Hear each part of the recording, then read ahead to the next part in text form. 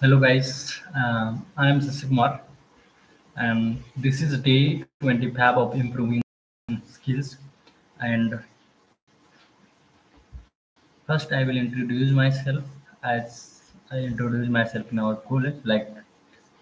Hi, good evening everyone. I am Sasikumar from Civil Engineering branch of batch 2K23. My hometown is Vidor Chatra. I have done my matriculation and intermediate from plus 2 Ganga Smarak High School Vidor Chatra. My hobbies are video editing, graphic designing, reading books, and doing taekwondo. My strengths are I am punctual and creative, and my weakness are communication skills. My aim to clear graduate aptitude test in engineering. Thank you. As this is my introduction as we generally give in our college. I will improve uh, in this introduction because I cannot introduce myself like everywhere like this. So I will definitely do some other way. I will use some other way to introduce myself, and I'm going to 1 second.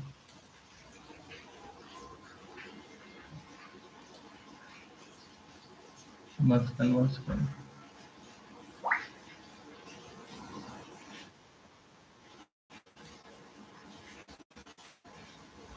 I have to check. I'm audible. If anyone.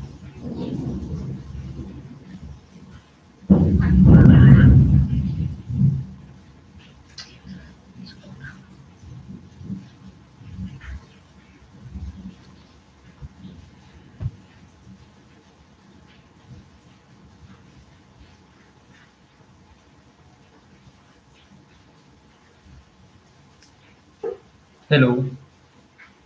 Hello. Hello. Yeah, fine. Sorry for inconvenience caused. And as yesterday I wasn't able today so I wasn't able to read book online. So today I am going to read two part of second chapter. So second lesson is why teach financial literacy. Should I hear it from next slide? Okay. It's not why teach financial literacy.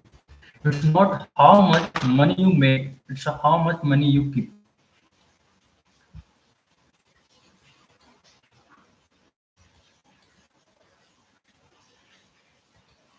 Okay, fine. It's not how much money you make, it's how much money you keep. In 1990, uh, in 1990, Mike took over his father's empire and is, in fact, doing a better job than his dad did. We see each other once or twice a year on the golf course. He and his wife are wealthier than you could imagine. This dad's empire is in great hands, and Mike is now grooming his sons to take his place, and his dad had groomed us.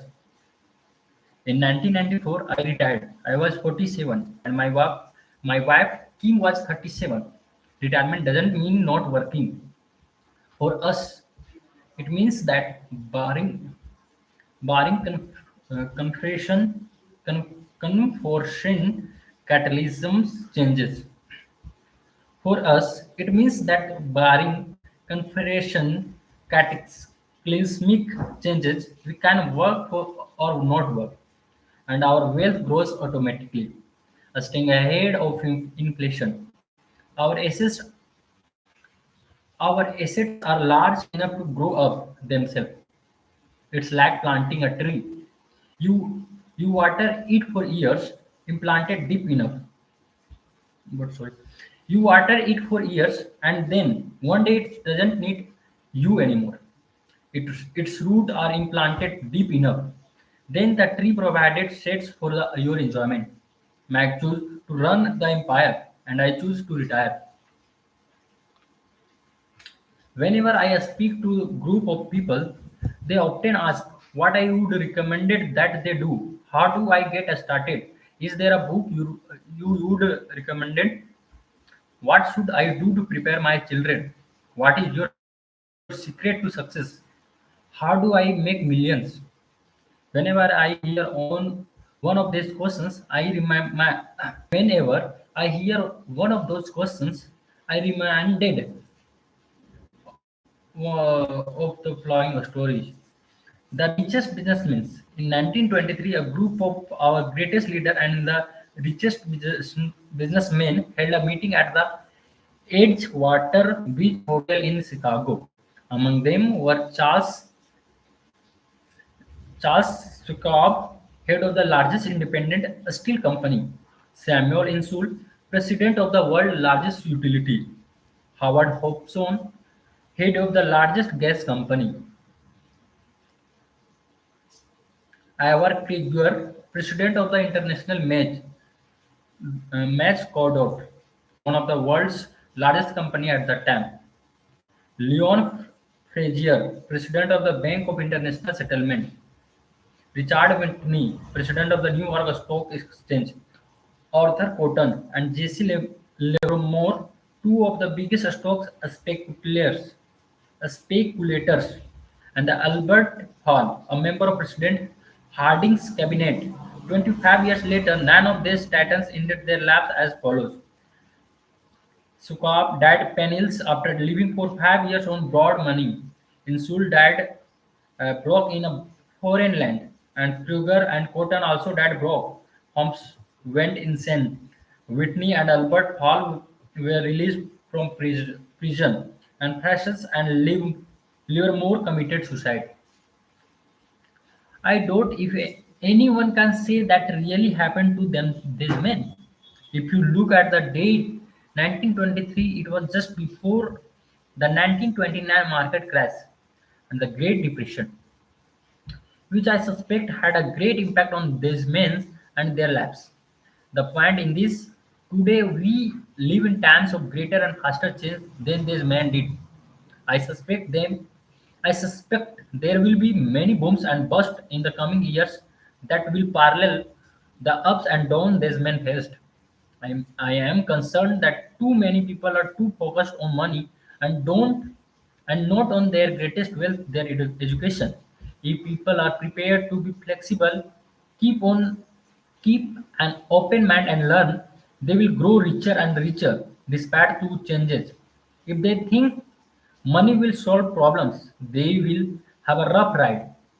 Intelligence solves problems and produces money. Money without financial intelligence is money soon gone.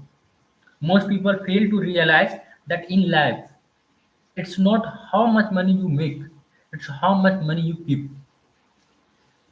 We have all heard stories of lottery winners who are poor, then suddenly rich, and then poor again.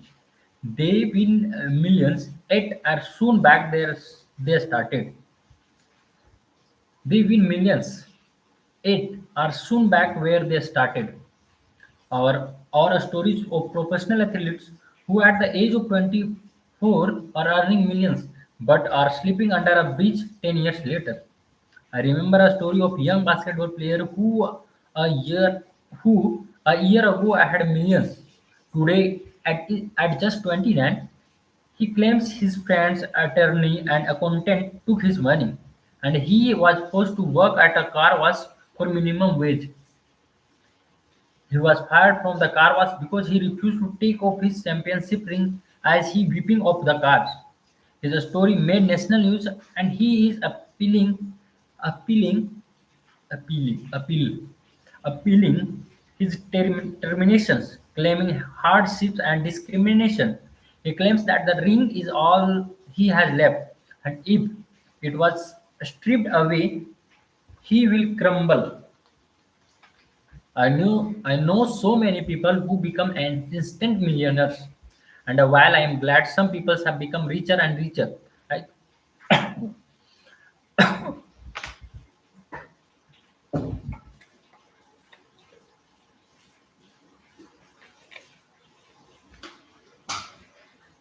uh, I caution, I caution them that is in the long run, it's not how much money you make, it's how much you keep and for how many generations you keep it. So when people ask, where do I get started or tell me how to get rich quick, they often are greatly disappointed with my answer. I simply say to them what my rich dad said to me when I was a little kid. If you want to be rich, you need to financially literate. That idea was drummed into my head every time. We are together. We were together. As I said, my educated dad stressed the importance of reading books, while my rich dad stressed the need of master financial literacy. If you are going to build the Empire State Building, the first thing you need to do is dig a deep hole and pour a strong foundation. If you are going to build a home in the suburbs, all you need to do in a pour a 6-inch slab of concrete. Most people in the drive to get rich are trying to build an Empire State Building on a 6-inch slab. Our school, our school system created in that our